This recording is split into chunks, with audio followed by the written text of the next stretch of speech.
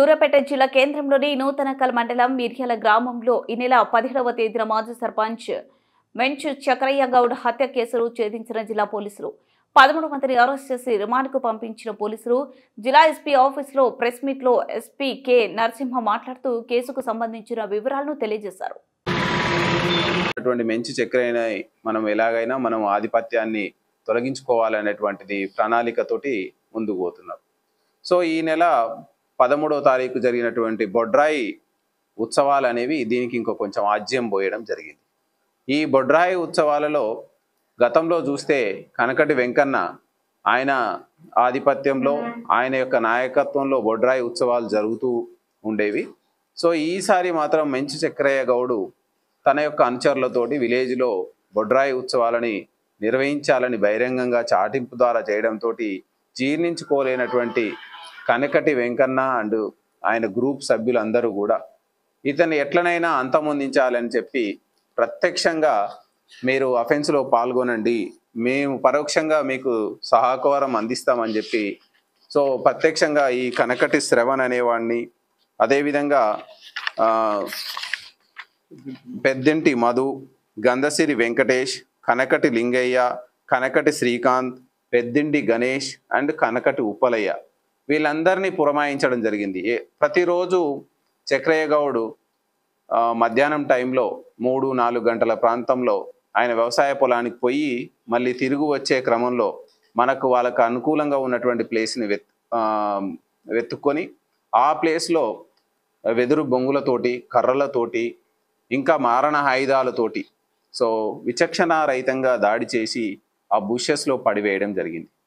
ఇదంతా కూడా out side ఉండి నాయకుల్లో ఉన్నటువంటి గమనిస్తున్నటువంటి కనకటి వెంకటేశ్వర్లు ఎప్పటికప్పుడు మానిటర్ చేసుకుంటూ ఎప్పుడైతే అతన్ని అంతమొందించినారనే సమాచారం తెలిసి అందరూ కూడా అక్కడి నుంచి ఎక్కడి వాళ్ళు వివిధ ప్రాంతాలకి ముందు అఫెన్స్కి తర్వాత ఉపయోగించినటువంటి వివిధ ఫోన్లు ఉపయోగించడం జరిగింది. వాటన్నిటిని స్వాధీనం చేసుకోవడం జరిగింది. ఫోన్ నెంబర్లు రాయబడ్డ ఒక కాగితం, ఎందుకంటే వీళ్ళు ఫోన్లు వాడకుండా వీళ్ళు ప్రధానంగా మనం గమనిస్తే ఏమవుతుందంటే వీళ్ళందరూ నేరస్తులు.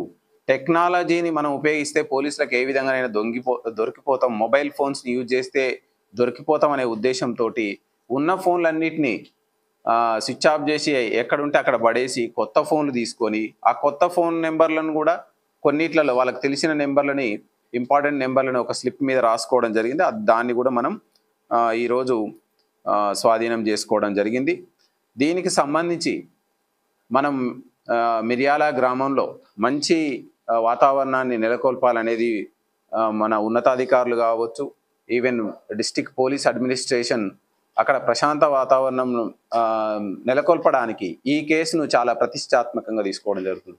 ఈ కుట్రలో ప్రత్యక్షంగా పాల్గొన్న వాళ్ళని, పరోక్షంగా పాల్గొన్న వాళ్ళని ఏ ఒక్కరిని వదిలిపెట్టకుండా ప్రతి ఒక్కరిని ఇందులో ఇన్వాల్వ్ చేస్తూ ఈ కుట్రకు సంబంధించి వాళ్ళ మీద ఆధారాలు సేకరిస్తూ దర్యాప్తును చాలా పారదర్శకంగా మంచి వీళ్ళకు కఠినమైన శిక్షలు వచ్చే విధంగా మీరందరూ చూస్తుంటారు. ఈ మధ్యకాలంలో మనకు మర్డర్ కేసులలో జీవిత ఖైదు, ఉరిశిక్ష వచ్చే విధంగా మనము ఇన్వెస్టిగేషన్ని ఫాలోఅప్ చేయడం జరుగుతుంది. అదేవిధంగా దీనికి సంబంధించినటువంటి ప్రత్యక్ష నిందితులు వాళ్ళను కూడా మనం కస్టడీ వేయడం జరుగుతుంది, కస్టడీ పిటిషన్ వేయడం జరుగుతుంది. వాళ్ళ నుంచి తదుపరి ఆధారాలను సేకరించి శాస్త్రీయ పద్ధతిలో దర్యాప్తుని కొనసాగించి దీనికి నేరానికి, నేరస్థలానికి నేరస్తులకు దర్యాప్తుని కనెక్ట్ చేసి వీళ్ళకు త్వరితగతిన ఫాస్ట్ ట్రాక్ బేస్లో శిక్ష పడే విధంగా మనం పోలీస్ అడ్మినిస్ట్రేషన్ దీనికి ప్రతిష్టాత్మకంగా తీసుకోవడం జరిగింది. దీనికి మనం అనుక్షణం దీన్ని ఒక చాలా సీరియస్గా తీసుకొని ఈ కేసులో అతి తక్కువ కాలంలో శిక్ష వచ్చే విధంగా మనం కృషి చేయడం జరుగుతుంది.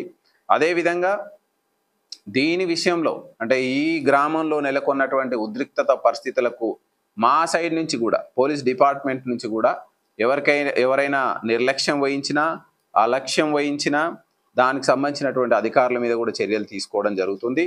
ఈ యొక్క అప్రహెన్షన్లో ఈ యొక్క నేరస్తులను పట్టుకోవడంలో మంచి చాకచక్యం కనబరిచినటువంటి సిబ్బందికి కూడా